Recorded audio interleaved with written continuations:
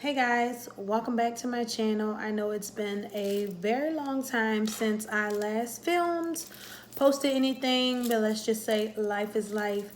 But since we're all quarantined, there's tons of content that I did record, but I just haven't edited to put up.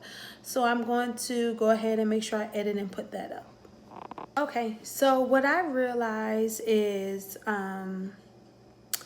what takes me so long when I'm editing and stuff with this video is I'm a perfectionist and I'm not an editor. I just know how to talk and tell y'all my story, tell y'all my life. So I think I get bogged down in the editing part of it and the format. Like literally it took me about 30 minutes to, I was trying to use this as a stand, but it wasn't working.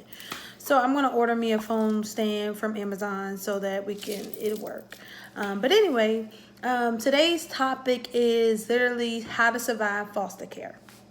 So I know sometimes my topics can be a lot, but I think I like testimonials and I like to, kind of tell my story to help other people get through certain things. So for all my foster kids out there that are currently in the system still, this is more so for you. I know there's a lot of how-to everything, but I'm like, why not have real how-tos about really like life survival skills, like how to really survive something that you're currently in versus how to do your nails and how to, I don't know, put on lashes. Like, let's talk about how to survive foster care. And I would say rule number one, or yeah, I guess it would be a rule, right? Rule number one would be to understand you did nothing wrong. Okay? You did nothing wrong in this situation. Yeah, you did nothing wrong. I think I can remember when I first, from my knowledge, my first time going in foster care, I was 4. And I can remember all the way from 4 till now. And I can remember it was me, my sister, and my brother. My mom has 4 kids, but at the time she was raising 3 of them, and we were currently living in a women and children's shelter. At the time, I didn't know it was a shelter. I really didn't. I thought life was normal, right? Nothing harmful happened there or anything like that. I just remember my mom, it was like an afternoon, my mom grabbing me and was like, okay, listen, trying to tell me I love you. Nothing's going to separate us. She's like, a lady's going to come get you. You have to go with them until I figure everything out. And, just really trying to explain to me what was happening. At that time, I'm 4 years old. I'm like, what do you mean? And my brother and sister had already got picked up because they were in school. So they got picked up separate from me. And I don't know how they do things now, but at the time, this was, let me see, I was 4. So this had to be 19.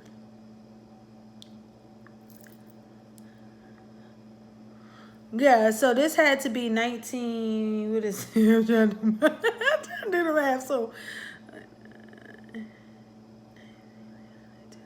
okay, so this had to be like 1993. 1993, 1994 when I first went into foster care. So we were separated. I don't know if now they actually, put people together, like I guess put all the kids together. I don't know how it works. I can just tell you what happened when I went. So they picked up my brother and sister. They went to a home, and because I was picked up last, I went to a different home. And this took place in Chester, Pennsylvania. And at the time I went to, I wasn't in school, but I was like in like a daycare. So the daycare lady at the time she had foster kids. So they thought the transition would be better because I would be going with somebody I knew. So I went to her home. My brother and my sister went to another like group home type of thing.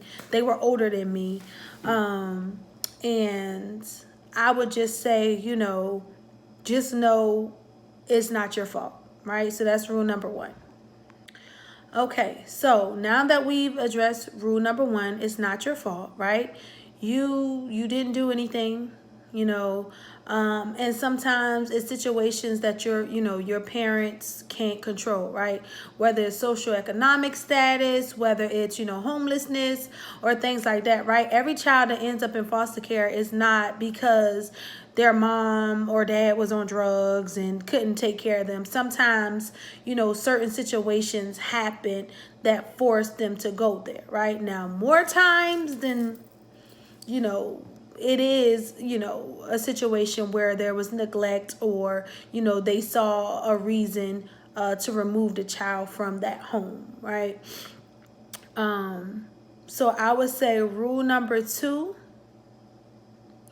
is to know your surroundings, and to keep a journal of everything. Okay, let me explain that, right? So at the time when I was telling you guys, at the time I was 4.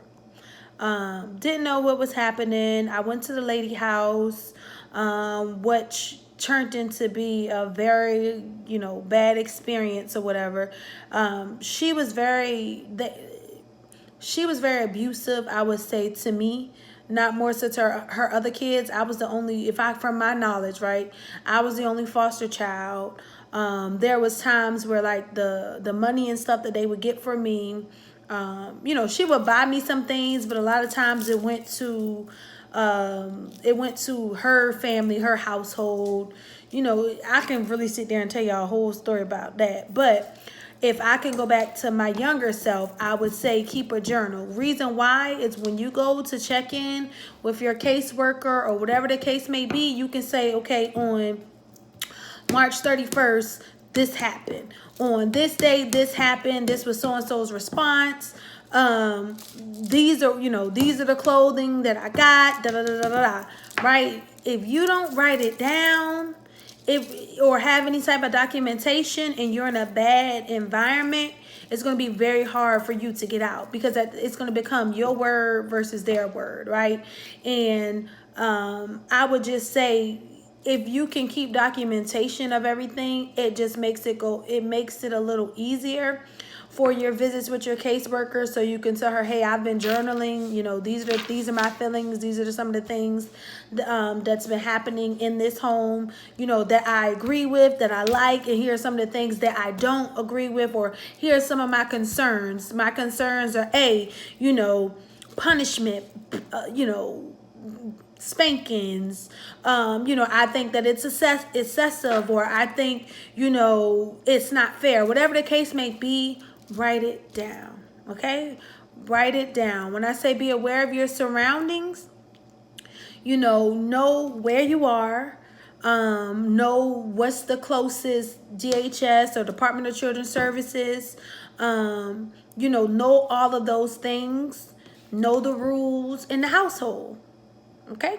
All right. Rule number 3, find an outlet. Find an outlet. Now, a positive outlet, not negative, guys. Right? And I know emotionally at this time you are probably scared. You are probably angry, hurt. You're probably feeling a lot of emotions that are bottled up inside of you. And believe me, I have been where you are. More times than I would care to admit. But I have been there, and I survived, and so could you. So, find an outlet. My outlet was music and writing. I used to write poems. I used to write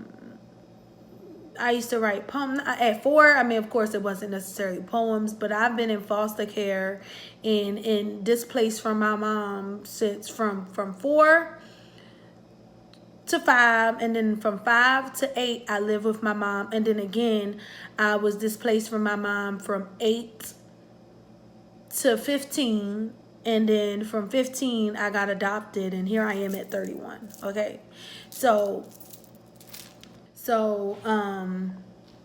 yeah, so I don't want you to think when I'm like, hey, found an outlet, and you're like, okay, was she writing poems at 4? No, she wasn't writing poems at 4.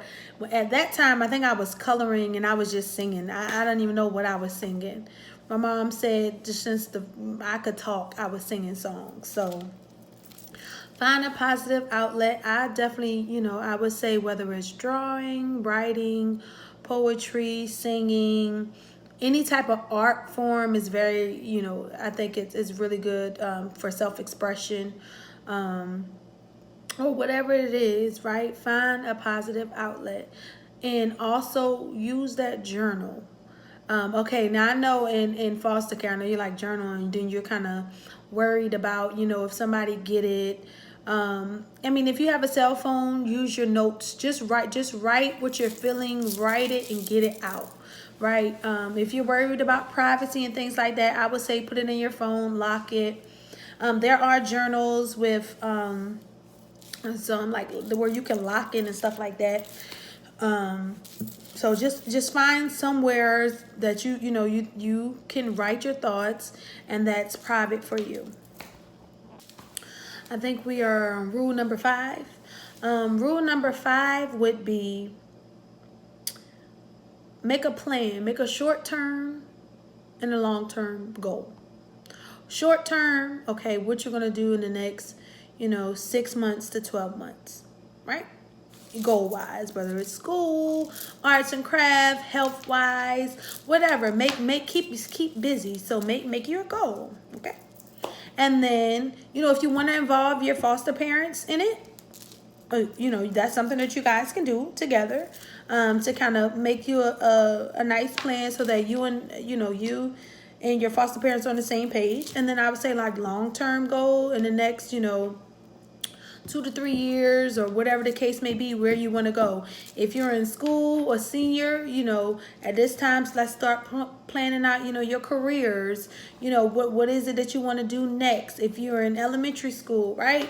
So maybe, okay, that's a lot, right? You really don't know what you want to do yet. But, make small little goals. If you want to learn karate, if you want to learn, hair, whatever it is, right? Make some type of goal, something that you can continue to work toward and look forward to. And each time you meet a milestone, reward yourself. Right? You can reward yourself with a sticker. You can reward yourself with your favorite treat. Maybe save up your allowance to get a nice shirt, an outfit, or whatever the case may be. Okay? All right. Rule number 6, survival. If possible, again, this may not apply to everyone, but write letters to your parents. If it's your mom or your dad or whoever, that you were displaced from, write letters. I don't agree with writing angry letters, but write letters like whatever the case may be. If I could say to my old self, I was young. It's so much stuff. If I can go back in time, I would kind of tell myself like, Michelle. But write letters. Tell them that you love them, that you miss them. If you're doing good, tell them you're doing good. If you're not, tell them you're not. Whatever the case may be, because they may need encouragement from you just as well as you need encouragement for them. You never know, that one letter that you might write, might spark them to, go harder so that they can get you back quicker, or, whatever the case may be. But, if possible, again, I don't know what everyone's situation is, but if you're allowed to, write letters to your parents and just, let them know how you feel. Let them know that you miss them. And again, I know like we have phone calls and you can call and talk to them. But sometimes that pen and paper, when you put pen to paper, it just, you express yourself totally different from a text message and a quick phone conversation. So that's something that I would definitely say is, try to communicate and keep an open line of communication with your parents if you can. Now, if you're in a situation where you were taken because, God forbid, something that your parents did, okay, don't do that. But find someone in your life. I'm skipping ahead to the next rule, but I'll go ahead anyway.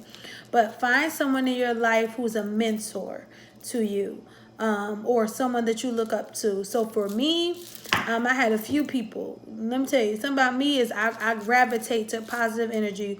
One person was my second grade teacher. I still know her name. Her name is Mary J. Callens. I need to look her up. But Mary J. Collins, my second grade teacher in Philadelphia, Pennsylvania. And then it was my sixth grade teacher. I think she was sixth grade. But she's still in my life to this day. But my sixth grade teacher, her name was Sharon Singleton Brown. South Carolina, middle school. She was my angel. She was my angel. She saw something in me that I didn't see in myself. She was someone who spoke life into me, who encouraged me, who told me I was not my current I wasn't my current circumstances, and that I was the person that determined who I want to be in life. So find someone, who is your mentor, and talk to them, and ask them to help guide you. Let them know what your situation is, and you never know how they can be a blessing to you, or you can even be a blessing to them. So I think mentorship is definitely important. And if you guys have questions, you guys can leave comments, message me, or whatever the case may be, and I'll be glad to kind of, give you some more knowledge, or tell you, about my experience, and help you out the best way that I can. But I definitely think finding a mentor is going to help you survive your current situation in foster care. So again, I don't know what number we're at. I think we're at rule number 8. I'm going to 10, guys. Rule number 8 is know that you will survive. Okay? You will survive. You are powerful beyond measure. Do not dim your light for anyone else. Okay? You are not your circumstances. You are who you say you are. You will be what you say you are. You will manifest all the positive things that you said you will be. Okay? This is temporary. This is temporary. This is not lasting. This is not lifelong. Okay? So do not let this temporary situation affect your life permanently. Okay? You got this. All right. I just had to make sure you understand that you got this. Okay? So say to yourself right now, so I got this. This is temporary. I'm going to be fill in the blank. I'm going to do fill in the blank. So for me, it was I'm going to survive. I'm going to do everything I set my mind to. I'm going to be successful. I'm going to be a strong, powerful Black woman. I will not let anyone suppress me or make me feel inferior. That's what I told myself every day. Okay? So rule number 9, find a friend. Find a friend. A mentor and a friend are different. Mentors typically become your friends, but hopefully you find an authority figure as a mentor, okay? That I should have added that to it. But find a friend. So my best friend, I met her, I want to say 3rd grade. Her name's Sharita, and that was my best friend. I told Sharita everything, which was like the outlet for me. I have no idea what we were talking about in 3rd grade, but I remember, when we would walk to the corner store, or whatever the case may be, we would say, what do you want to be when you grow up? She wanted to be a nurse, which she's almost done. And I wanted to be a singer. Okay, I sing a little song, but I just knew I wanted to be successful. And so far so good. Just find somebody, I would say, that's yours, because sometimes in foster care, you feel like you don't belong, you don't have anybody, or whatever the case. But when you find that friend, it's like, she's mine, or he's mine, or whatever the case may be. But find a friend. Find a positive friend, okay? Can I talk to you for a second? Let me talk to you for a second. Come here. Let me talk to you.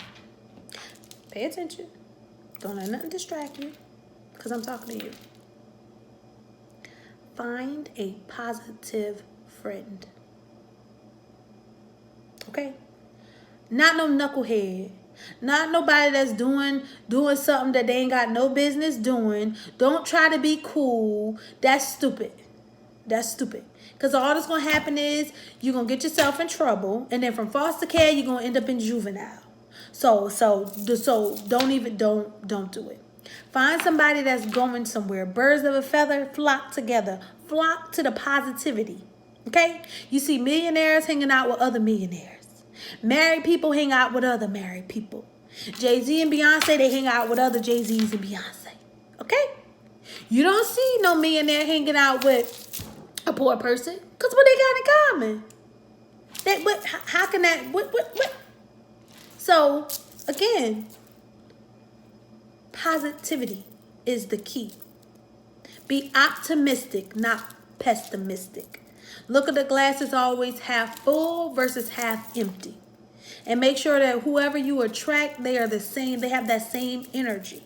It's important, guys. It's really important. Because if you're hanging around negative Nancy and Downer Joe, or who, I don't know, it's not gonna work, because all y'all gonna do is share sad sob stories, get angry with one another, and it's not gonna help you. So find you somebody who say, you know what, we in this situation, but we gonna get out. Or somebody at school that may not even be in the same situation.